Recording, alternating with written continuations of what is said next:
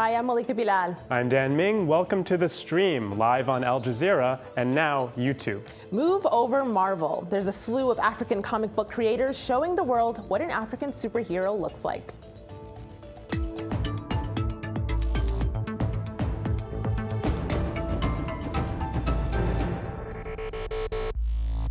A major first for Marvel. The comic book powerhouse is introducing its first ever Nigerian superhero. Her name is Ngozi, and her story is written and created by award-winning author Nnedi Okorafor. But as some note, Marvel is a bit late to the game. For the past few years, Africans have been creating their own comics inspired by the world around them.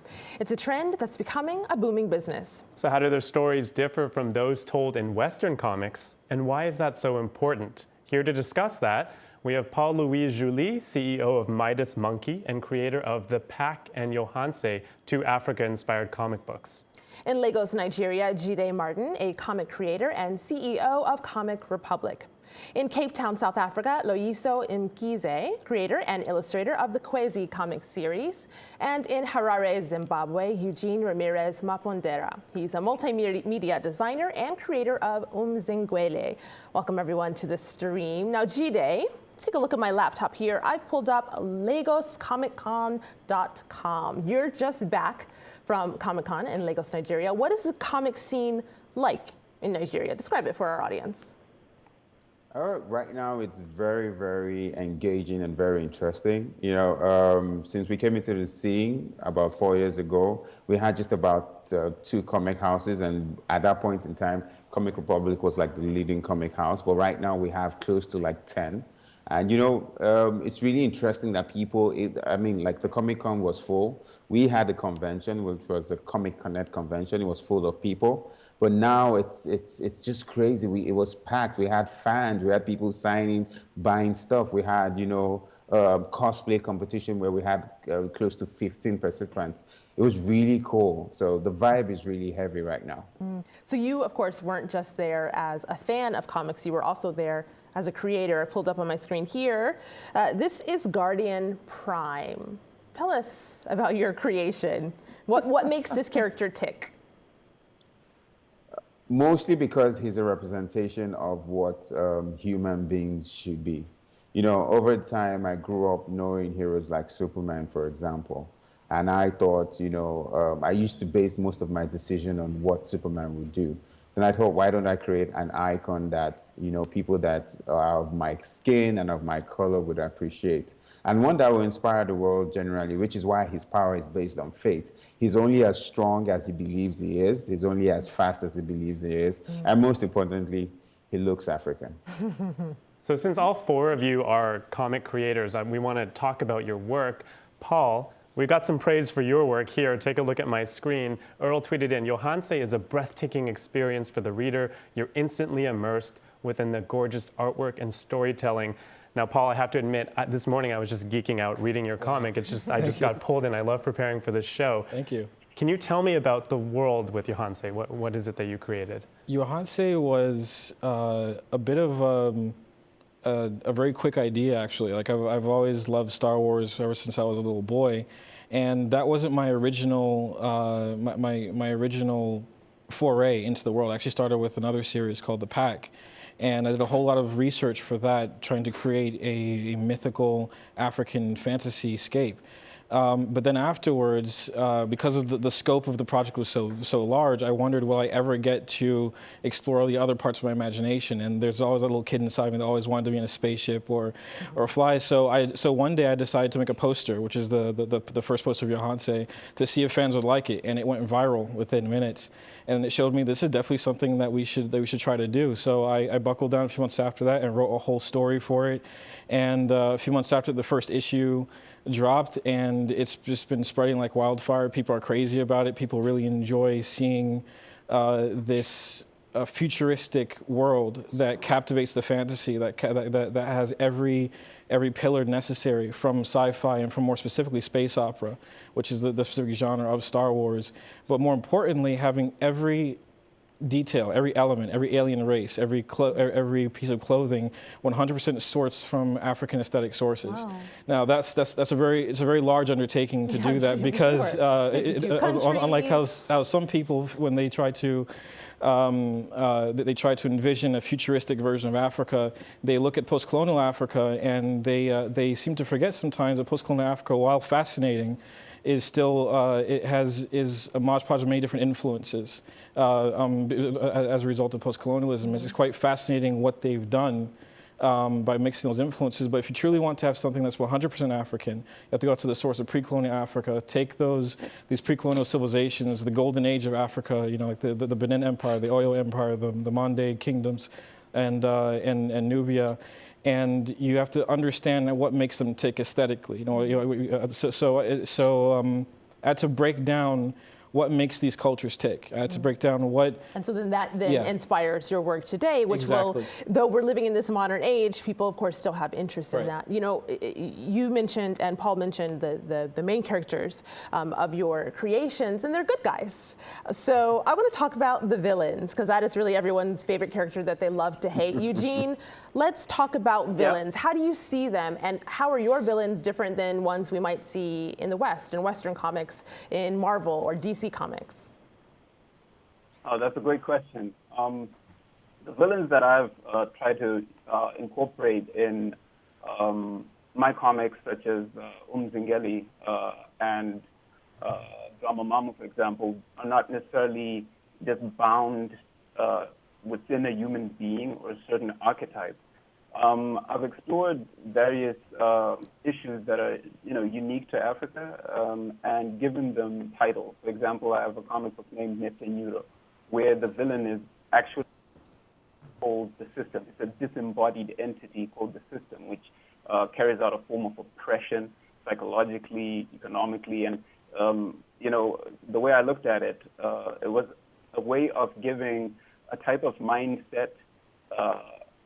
A figure, so that people can challenge it or address what kind of things impede or overwhelm Africans, whether it's economic hardship or unemployment or whatever. And in some cases, I do have villains that are people, like on the cover of Umzingeli, the lady in the back there is named Tesla Morgan, and she's like a hitman or an assassin for hire. And she's a metaphor for many things, such as neocolonialism, for example. And wow, that is not something that you see every day. So your villain is a hitman or hitwoman who represents neocolonialism. Yeah, she's a metaphor for it. Yeah, in the same way that both the characters in Umzingeli are women, and they're both metaphors for African countries and countries that might have interest in Africa.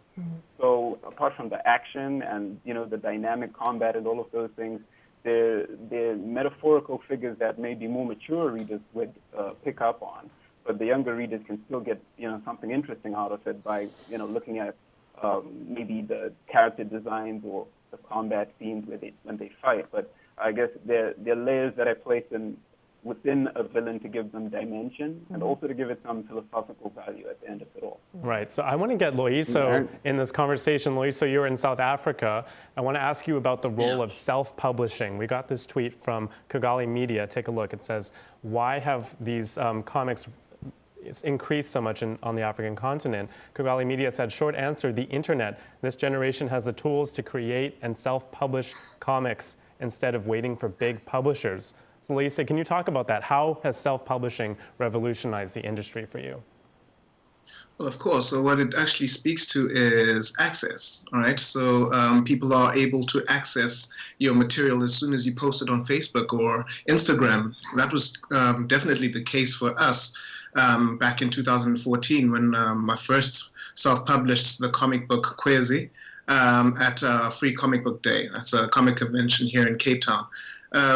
I think what was important about it is that the character is 19 years old. He's a city dweller based in Johannesburg, or Gold City as we know it.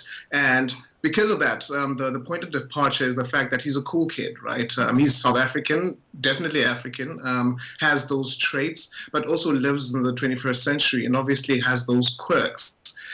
we used that device and then used how he could actually migrate from the comic book to social media and exist there. And what we started doing was realizing the capacity that we had with the internet, the fact that we could reach so many thousands of people, and then started obviously engaging celebrities as well. So Kwezi would have engagements with celebrities here in South Africa that only we would know and understand. We would understand the twang, understand the nuance, and then the music and the culture in South Africa. And that helped us win over particularly the local demographic here in South Africa. But as the property grew, it was much easier to then have people like start communicating with other African creators and starting to see what they're doing and seeing those parallels as well. I think it's assisted us in really marketing our work very aggressively, and then really curbing that issue of access to our stories, our proud South African or African stories as well. Can I put in there? Can I quickly say something about villains? Sure, Jide, you go first, and Paul, you finish up after. Go ahead, Jide. Okay, yeah, the concept about villains is really interesting. It's one of the things we try to do in Comic Republic. Not just objectifying villains as people, but also as situations and problems. So, for example, we had a comic book where a superhero was trying to fly into the US to solve a problem. And then a Nigerian who had migrated and become a US citizen and now had superpowers had to stop him in midair and told him to go and get a visa. And so he couldn't come into the United States if he didn't get a visa. Now, he wasn't a bad guy. Very real and true to life. Exactly. He wasn't a bad guy. He was doing his job. He was doing his job, and so that made him a bad guy in the comic, but he naturally wasn't a bad guy. And so there are a lot of villains, not just because they do bad things, but situations that don't exactly work for Africans based on, the Western world and things like that. So those are the kind of stories we also put. It doesn't have to be somebody like the Joker or somebody like, the Riddler, but, basically things that happen to regular Africans daily. I actually take a completely different approach when it comes to villains. I actually don't write villains or heroes. In both of my series, The Pack and Yohanse, I prefer using the approach of three-dimensional characters, where George R. Martin, the creator of Game of Thrones, once said that no evil person just wakes up in the morning and says, "I want to cover the world in darkness and spread my evil minions." No one thinks like that. Anyone who's evil actually does not see themselves as evil. They have their own, albeit twisted, ideology with a reason behind it. And the same thing goes with heroes too. I mean, the hero that thinks that he's the best gift to the world is probably pretty egotistical, and actually, ironically, is actually more in line with what a villain would think than an actual hero. A hero just does what needs to be done. And as humans, many times we find ourselves in situations and we just have to rise to the occasion. We have to overcome that.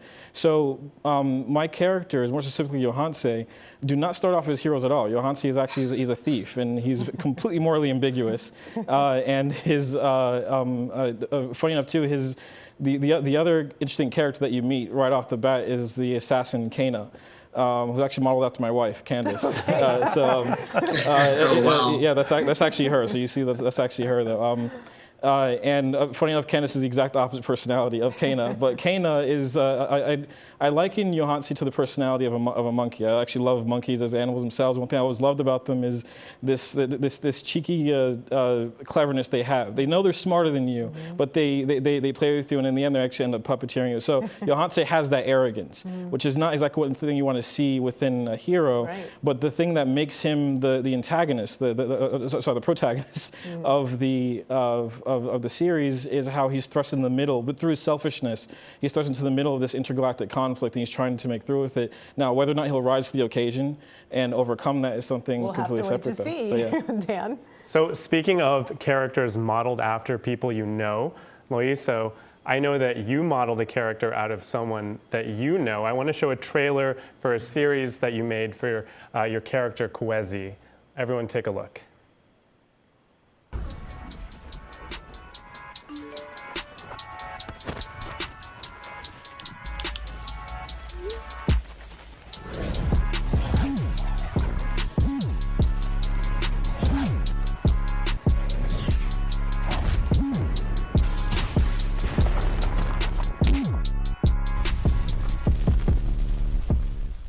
So tell us about Kwezi. Also, Yay. kudos to your branding here. You're so on brand. You're letting everyone know about your character. Tell us where he came from. Well, short answer to that is 2013. I've been thinking about this project for a while.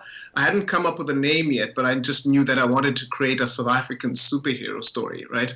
And, all the material was there, the thinking was there, and the motivation definitely was there, but not the direction, really. It was only after I asked my younger cousin, Usipe, shout out to him. He's in Johannesburg at the moment. He was in matric at the time, that is the 12th grade. And I asked him, like, just generally, what would you do if you had superpowers? And, his answer was absolutely amazing and authentic. It was just like, I'd get as many followers on Twitter, I'd get some girls' numbers, I'd be the most popular guy. And, it was all about swag. It was all about being the cool guy. It was all self-serving. And that was the point of departure for Kwezi. It was to start off the story as an anti-superhero. Again, speaking to a much younger group of people through my comic book, I just wanted to address that, the fact that you can, if you can be human. It's okay to start off human, but with as you grow and you understand the responsibilities that you have to your common man, to your peers. You start realizing that there's a lot at play, whether it's in the superhero realm or in the normal human being realm, and it's that story. It's that type of story. It's a story of becoming, if you will, a rite of passage, if you will, and it ties in very nicely with the type of cultures that we have here as well. You will notice that Kwezi has got 3 companions, Azania, Koi, and Muhau, and those are characters that mirror both the Zulu culture, the Basotho culture, and the Khoisan culture native to South Africa. And that also was a very good, took advantage of that device, because I also wanted to celebrate our cultures, superimposing a superhero narrative and genre to it. It was, visually speaking, aesthetically speaking, it's such an, tantalizing prospect to take Zulu gear and change it, make it look cool to a 12-year-old or a 15-year-old. And it does. It does. So what I'm hearing is all of you all are bringing something to the table that wasn't necessarily there. But that said, you're going up against powerhouses. You're going up against Marvel. You're going up against DC Comics. Take a look at my screen here. This is Luke Cage, recently on Netflix. This is a Marvel character, African-American character based in Harlem in New York. We also got this tweet referencing another Marvel character. This is Raphael Griffiths on Twitter. He says, I hope as Africans, we won't jump on the Black Panther bandwagon, but create an authentic industry like the Japanese did with manga. So for those of you who aren't comic heads, Marvel introduced the first black superhero, the Black Panther, to mainstream comics in 1966, excuse me. His kingdom is Wakanda, and it's a futuristic land of tech, and it's never been invaded by colonialists. So take a look at the trailer for this movie coming out next year.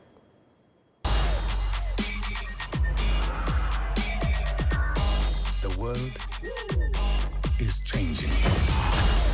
Soon, there will only be the conquered and the conquerors. Step into the spotlight.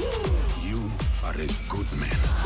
Step into the spotlight. With a good heart.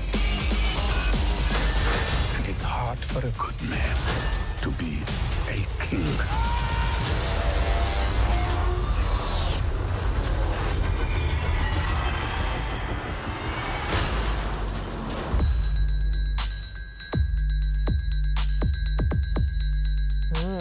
Great trailer. Eugene, what do you make of it? What do you make of the depictions of African and African-American characters?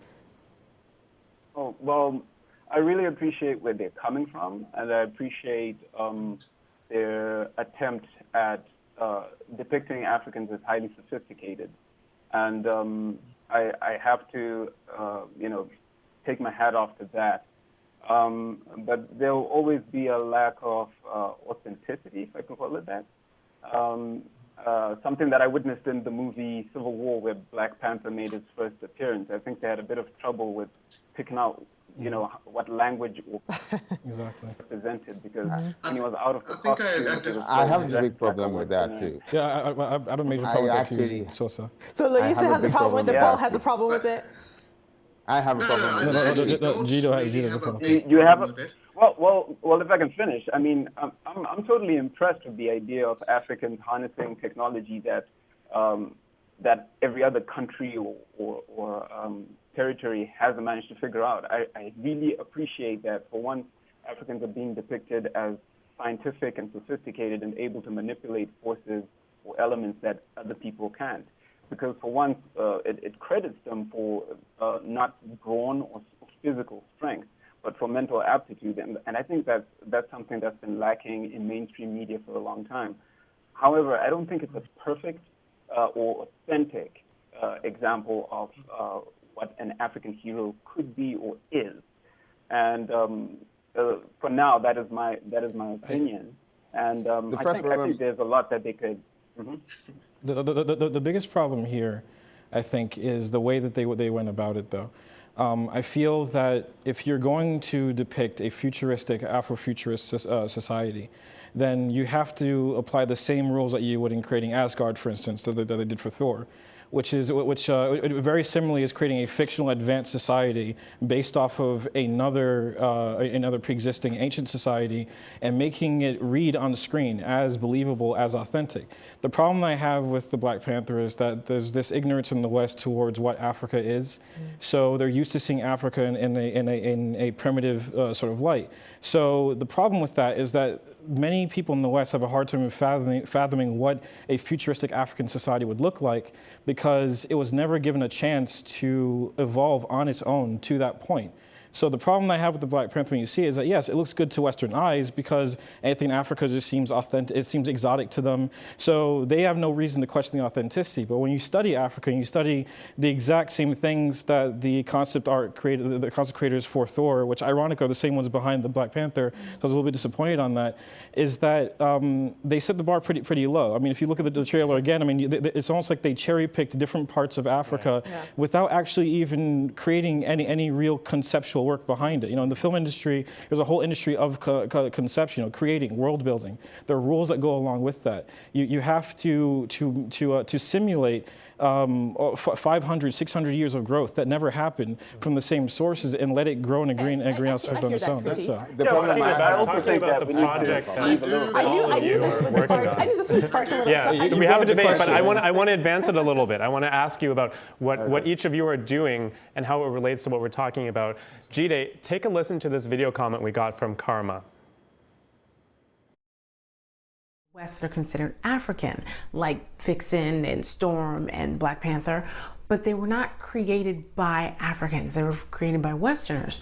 So they're looking at Africa through a Western lens, which, when it's not stereotypical, is sometimes a little misinformed. The comics coming out of Africa right now aren't just Black versions of Western superheroes. They're telling their own stories. Sometimes they're not even superhero stories. Sometimes they're based on folklore. I mean, Africa has a rich oral history. So all of that mixed together is letting the rest of the world kind of see an Africa that we normally don't see. It's not the Africa that's portrayed in the media. So Jide, what kind of takeaway do you want Western audiences to have from your work? Basically, that Africans in general are very smart people. We're not linked to animals, which is one of the problems I had with Black Panther. Every single facet of technology had to look like some kind of animal. And I'm wondering that, it's technology. Why does Africans have to be linked to animals? So, for example, and we create. Well, actually, for example, this is an African character that is in armor, and I don't see why it's impossible to believe, because we had weapons, and I don't see why it's impossible for us to carve things out of iron. Iron is a material or mineral substance that you can find anywhere. And it's the same thing. We can progress without looking primitive. And so I want the rest of the world to, get used to Africans that are actually not mediocre, Africans that are actually smart, Yes. Africans that are forward-thinking. Something and the fact we that all we do know have here. I'm going to have to pause you there. I'm so sorry because we're out of time. This conversation could go on forever, but we'll have to continue online on Twitter, #AJStream. A big thank you to our guests in our community. We'll see you online.